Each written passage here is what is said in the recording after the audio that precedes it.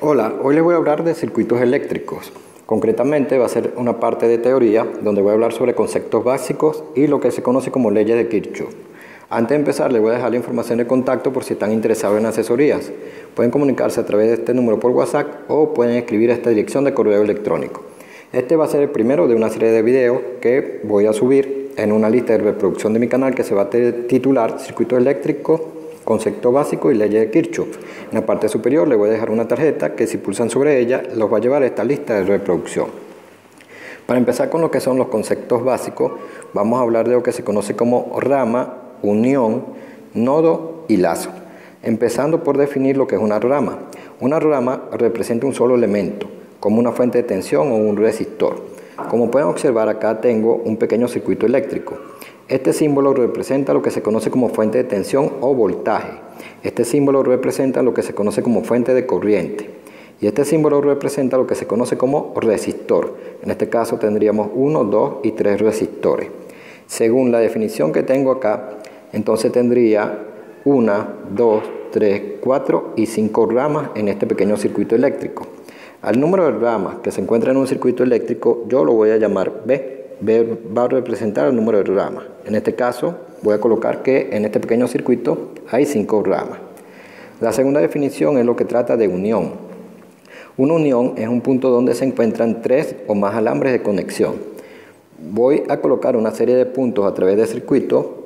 A este lo voy a llamar punto A, a este lo voy a llamar punto B, a este lo voy a llamar punto C, a este lo voy a llamar punto D, a este lo voy a llamar punto E, punto F, punto G y punto H. Y voy a contar el número de uniones que se encuentran en ese circuito. En este caso, las uniones las voy a representar por U. U va a ser el número total de uniones que hay en ese circuito.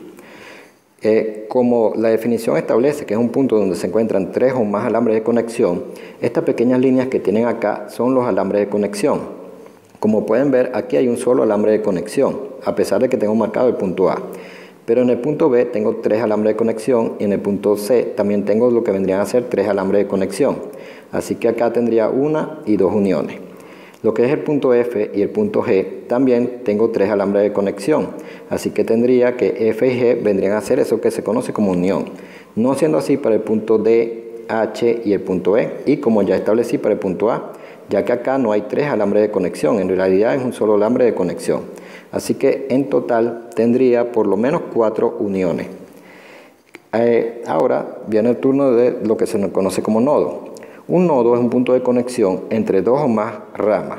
Si un alambre de conexión conecta a 2 o más nodos, estos constituyen un solo nodo. Y esta definición es bastante interesante. Voy a marcar los nodos con colores. Voy a empezar por lo que sería el punto A. El punto A tiene la característica de que une a la fuente de tensión con el resistor de 5 ohmios. Como se supone que ese es un nodo, es un punto que une a 2 elementos del circuito o 2 ramas, entonces ese constituiría para mí un nodo. Los puntos B, C y D son puntos bastante interesantes ya que ellos se encuentran conectados a través de alambre de conexión. Voy a trazar una línea que va a contener los puntos B, C y D. Esos puntos tienen la característica de que unen a la resistencia de 5 ohmios con la resistencia de 2, con la resistencia de 10 y con la fuente de corriente. Como pueden observar, están uniendo lo que vendrían a ser 4 ramas o 4 elementos, pero entre ellos se encuentran conectados a través de un alambre. Eso quiere decir, según la definición que tengo acá y la aclaratoria que tengo acá, que es muy importante, que el punto B, el punto C y el punto D en realidad constituyen un solo nodo. Por eso he utilizado el color amarillo para marcarlos. Es decir, que acá tendría un solo nodo. Eso es muy importante. En lo que corresponde a la parte inferior y los puntos E, F, G y H, tienen la característica de que entre ellos también están interconectados a través de alambres. Voy a colocar un color verde. Esos puntos unen a la fuente de tensión con el resistor de 2, con el resistor de 10, con lo que vendría a ser la fuente de corriente. Como pueden observar, coloqué el punto verde a través de todos ellos para representar un solo nodo, ya que ellos tienen la característica de que entre ellos están conectados por un alambre, entre E y F, F, G y G y H están conectados a través de un alambre, y unen lo que serían varias ramas o elementos del circuito, la fuente de tensión, el resistor de 2, el resistor de 10 y el resistor de 2 amperios. Así que en el conteo voy a anotar N, que va a representar el número de nodos totales que hay en el circuito, y en este caso tendría solamente 3 nodos. Lo que se conoce como lazo, que es lo que tengo que definir a continuación. Un lazo es una trayectoria cerrada que se inicia en un nodo, pasa por un conjunto de nodos y retorna al nodo inicial, sin pasar por ningún nodo más de una vez. Un lazo es una trayectoria que se utiliza para estudiar los circuitos eléctricos y tiene la característica de que permite plantear una ecuación. Es decir, por cada lazo, por lo general, se puede plantear una ecuación. Ahora, tenemos lazos que lanzan ecuaciones independientes y lazos que lanzan ecuaciones independientes. El conteo que llevo acá del número de ramas, número de uniones y número de nodos es porque hay algo que se conoce como teorema de topología de redes, donde se puede establecer el número de lazos independientes que hay en el circuito a través de la siguiente ecuación. Establece que el número de ramas es igual al número de lazos más el número de nodos menos 1. Quiere decir, por ejemplo, que si yo deseo determinar el número de lazos o trayectorias cerradas que me van a generar ecuaciones independientes en este circuito, puedo despejar lo que sería L y me quedaría que es igual al número de ramas, que es B, menos el número de nodos totales, que es N más 1. Si hago el conteo para nuestro caso, tendría 5 ramas menos 3 nodos más 1, y eso me da 3. Eso quiere decir que puedo lanzar 3 trayectorias cerradas que me van a proporcionar a mí ecuaciones independientes. Estas trayectorias cerradas, ¿cómo las lanzo o cómo las identifico? Vamos a suponer, y por lo general se habla de recorrer el circuito, vamos a suponer que yo estoy parado en el punto A y voy hacia el punto B. Del punto B decido descender y voy hacia el punto F. Del punto F decido ir hacia el punto E, y del punto E decido retornar a lo que viene a ser el punto A. Sería una trayectoria cerrada porque crucé por varios nodos y no lo hice más de una vez, y retorné a lo que sería el nodo inicial, que en este caso sería el punto A. Aquí tendría entonces un lazo. Hago exactamente lo mismo, pero ahora voy a partir del punto B hacia el punto C. Voy a descender y voy a ir de C hacia G, de G hacia F, y de F voy a retornar a lo que viene a ser el punto B. Este sería otro lazo porque es una trayectoria cerrada, ya que retorné a lo que viene a ser el punto B. Acá voy a ir de C hacia D, voy a descender de D hacia H, de H voy a retornar, o voy a ir hacia G, perdón, y de G voy a retornar a lo que viene a ser el punto C. Y esta sería una tercera trayectoria independiente. Esas trayectorias que yo he lanzado suelen ser llamadas ventanas o trayectorias internas. Las trayectorias internas tienen la característica de que siempre generan ecuaciones independientes. Estoy hablando de ecuaciones porque en los circuitos eléctricos es muy común plantear sistemas de ecuaciones para determinar algunas variables del circuito. No son las únicas trayectorias cerradas que puedo lanzar. De hecho, puedo lanzar una que se suele llamar trayectoria externa. Supongamos que yo parto del punto E y voy hacia el punto A. Del punto A atravieso por BC hasta llegar a D. Del punto D desciendo hasta el punto H. Y de H retorno a lo que sería el punto E pasando por G, E y F. Eso es una trayectoria cerrada, por lo tanto es un lazo. La característica que tiene ella es que no es una trayectoria independiente, en este caso es una trayectoria dependiente. Las únicas trayectorias independientes son las que se conocen como trayectoria interna. Ahora, acá hay una aclaratoria bastante interesante, y es que establece que toda unión no es un nodo, pero no todo nodo es una unión. Y eso lo podemos observar acá. El punto A tiene la característica de ser un nodo, pero no es una unión. Eso es debido a que debo recordar que en la unión se deben encontrar 3 o más alambres de conexión, y en el caso del punto A no hay 3 o más alambres de conexión. O sea que él es un nodo, pero no es una unión. Ahora, con respecto a los puntos B, C y D, que conforman cada uno una unión. En realidad el punto B y C conforman una unión, el punto D no lo es, ¿no? Pero ellos conforman un solo nodo. Esto es debido a que, por ejemplo, vamos a suponer que yo redibujo el circuito como este que aparece acá, y voy a marcar lo que serían los nodos. Los nodos, nuevamente voy a utilizar color y voy a suponer, por ejemplo, que voy a partir de esta esquina superior, voy a tocar lo que sería la fuente de tensión y lo que es el resistor. Esto es lo que yo marqué como punto A. Y acá estaría un nodo.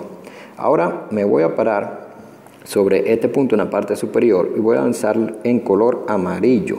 Y voy a lanzarlo hacia el resistor de 5 ohmios, resistor de 2 ohmios, resistor de 10 ohmios y en este caso la fuente de corriente. Como podemos observar, esos 4 elementos, esas 4 ramas están unidas a través de alambre de conexión, pero ahora estoy marcando un solo punto. Eso es como si yo hubiese tomado lo que viene a ser los puntos B, C y D y los he contraído en un único punto. Como pueden observar, no he cambiado la forma como están interconectados los elementos porque siguen estando conectados de la misma manera. Lo único que ahora no se ven 3 puntos, sino que observo un solo punto. En lo que corresponde a la parte inferior, me voy a parar sobre el punto que está en la parte inferior, voy a lanzar lo que sería el color verde desde la fuente de corriente hacia el resistor de 10, el resistor de 2 y el resistor de 20 ohmios. Y este punto que está acá, como pueden observar, vendrían a ser lo que son los puntos E, F, G y H, pero estarían como contraídos en un único punto. Entonces tiene la característica, ¿no?, de que los nodos se pueden reconocer porque ellos interconectan varios elementos. Si son 2 puntos, que es el caso, por ejemplo, de lo que vienen a ser los puntos F y G, están conectados por un cable, en realidad ellos conforman el mismo punto o el mismo nodo. E y F conforman el mismo nodo y G y H conforman el mismo nodo, es decir, que acá tendría yo, por la definición de nodo, que tengo un solo nodo. Lo interesante es que yo no necesito redibujar el circuito para poder observar que estos puntos constituyen un nodo y estos puntos constituyen un solo nodo. Lo que sí es muy importante es reconocer que definitivamente hay un solo nodo. Esto es porque estas uniones que aparecen acá, ¿no?, físicamente el circuito puede estar conformado así, de esta manera, y pueden estar esas uniones, pero esas uniones van a representar un único nodo. Hablo físicamente porque yo debemos recordar que estoy trabajando en papel y eso me permite a mí redibujar el circuito de esta manera. Ahora, lo que es también importante es que las características del circuito no cambian porque tengo 3 trayectorias que serían los lazos que son independientes.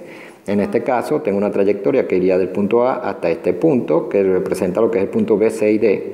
Si desciendo voy a ir hacia este punto que vendría a ser, representaría, ¿no?, lo que es los puntos E, F, G y H. Voy hacia la fuente de tensión y subo y retornaría al punto A. Esta sería una trayectoria cerrada. Acá en el medio tengo otra y acá en el medio tengo otra. O sea que sigo poseyendo lo que son 3 trayectorias cerradas, que son 3 lazos. Sigo poseyendo lo que son los nodos, que son 3 nodos, y sigo poseyendo el mismo número de ramas, que son 5.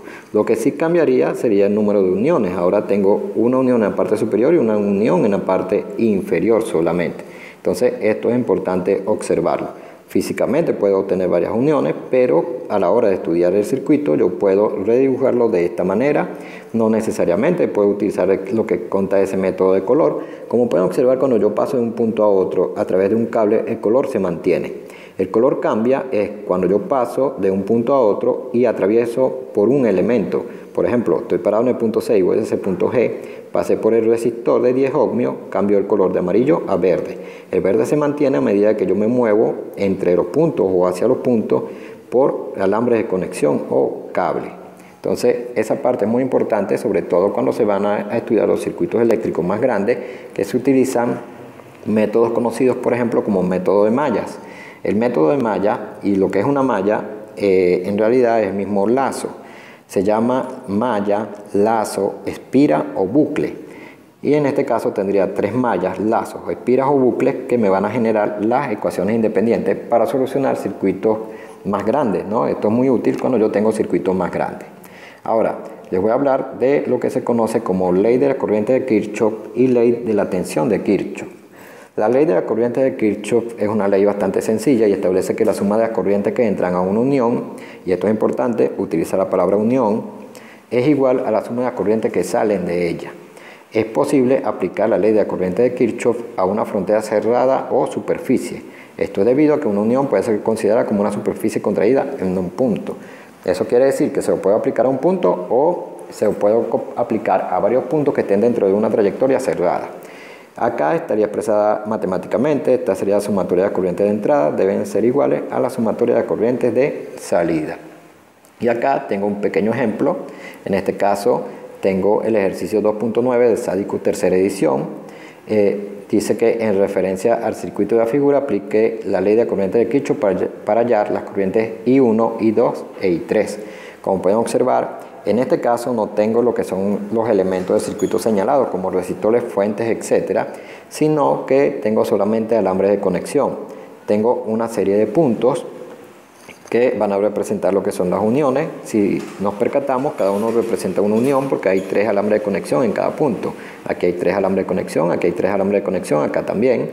Acá hay 3 alambres de conexión, acá también y acá también. Pero el ejercicio es algo sencillo porque me señaló lo que vendrían a ser las uniones o puntos que debo estudiar. Voy a estudiar el punto A, el punto B y el punto C. Debo recordar que deseo determinar lo que es I1, el valor de I2 y el valor de I3.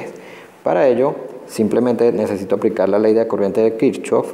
Supongamos que voy a hablar de lo que vendría a ser el punto A y voy a anotar lo que son la sumatoria de corrientes de entrada y la sumatoria de corrientes de salida. Primero vamos a hablar de lo que viene a ser la sumatoria de corrientes de entrada. Debo recordar que me debo parar en el punto A. En este caso, el sentido de la corriente está marcado por el sentido de la flecha.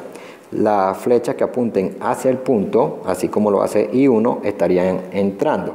Entonces tendría que anotar I1, que va a ser una corriente de entrada. Va a ser igual. Las flechas cuya punta señala alejándose del punto son de salida, es decir, que estos 2 amperios sería una corriente de salida y estos 12 amperios serían una corriente de salida.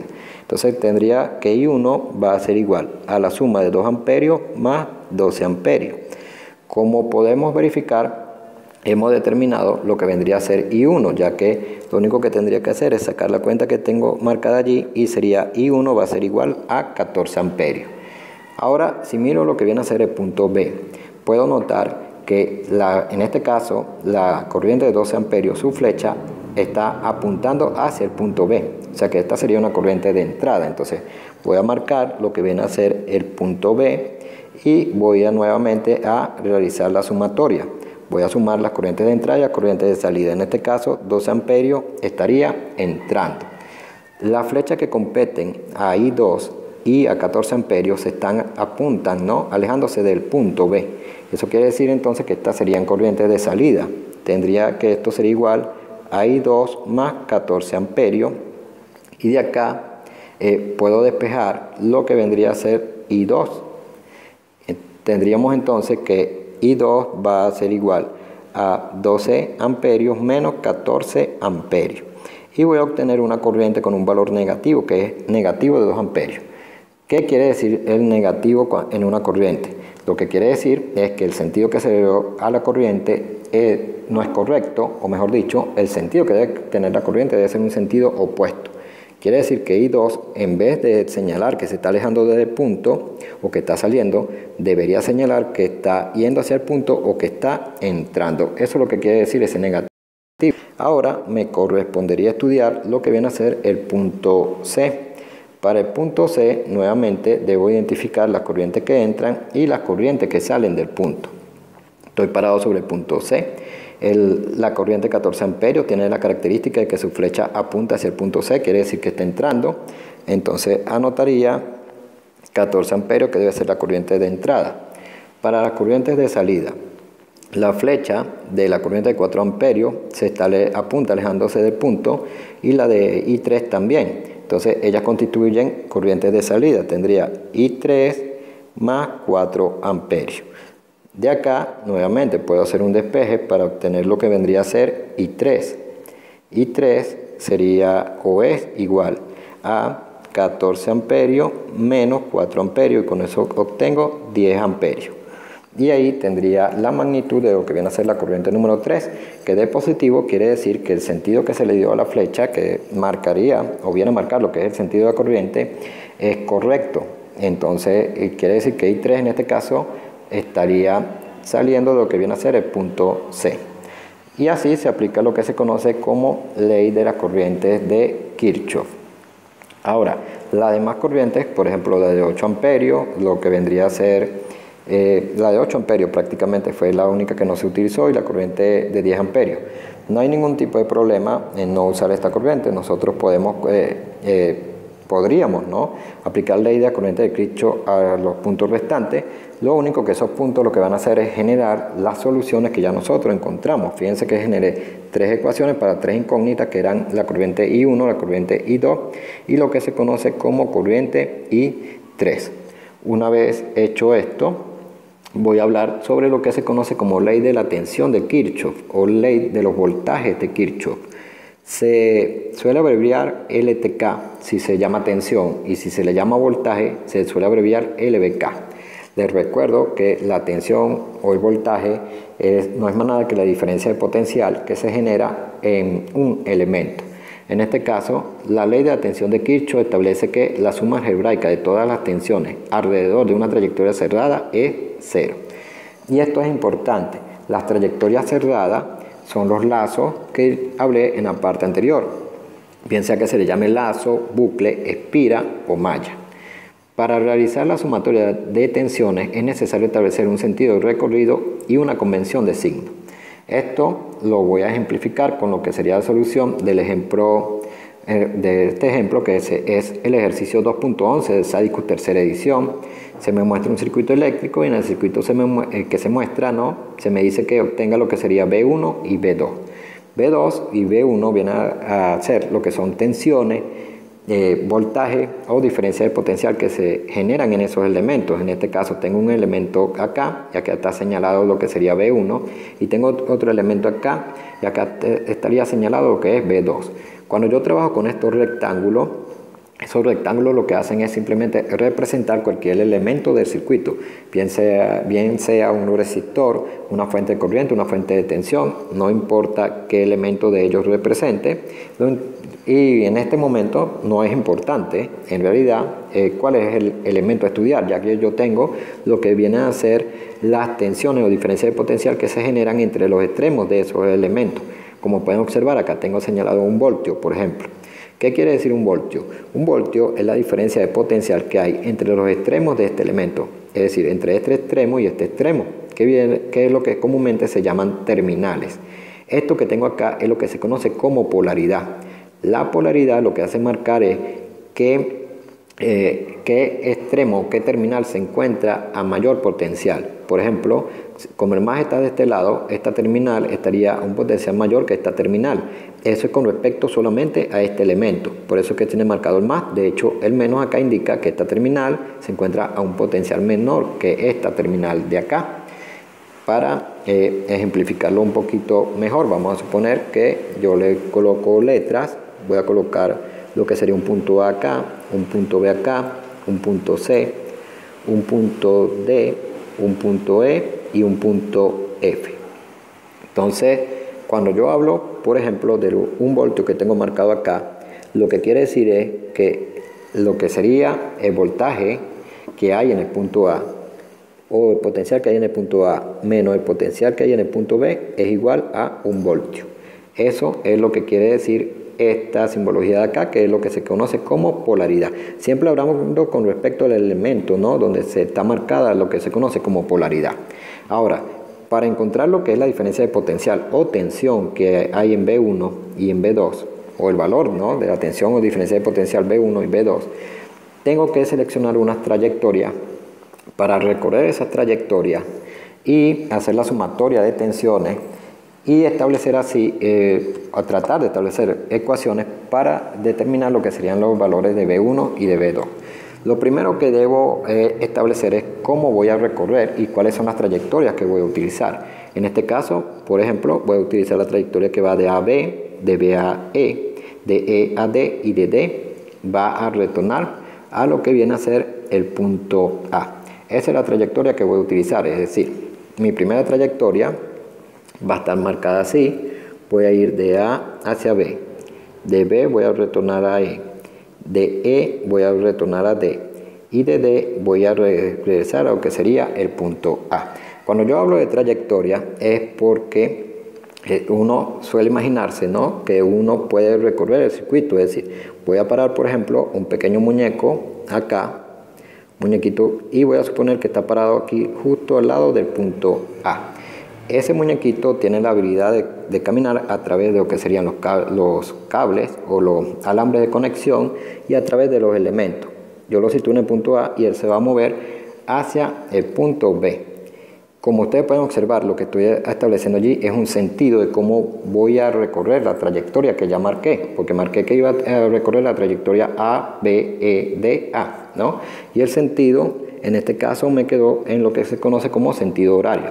Se acostumbra a dibujar algo así y colocar una punta de la flecha o una punta de flecha para señalar cómo voy a recorrer esa trayectoria, y se le suele indicar qué trayectoria es. En este caso yo la voy a llamar trayectoria número 1 o lazo número 1 o malla número 1 o bucle número 1 o espira número 1, dependiendo de cómo decida yo llamarlo. Así que lo primero que hay que establecer es el sentido, y aquí establecí la trayectoria y establecí el sentido. Esto es lo que se conoce como sentido horario. Lo segundo que debo marcar yo es los signos que voy a utilizar para marcar lo que va a ser la diferencia de potencial o la tensión cuando yo vaya caminando a través de los elementos. Voy a colocar que yo voy a utilizar lo que se conoce como signo de entrada, y esta parte es sumamente importante porque sin ella carece de sentido los recorridos.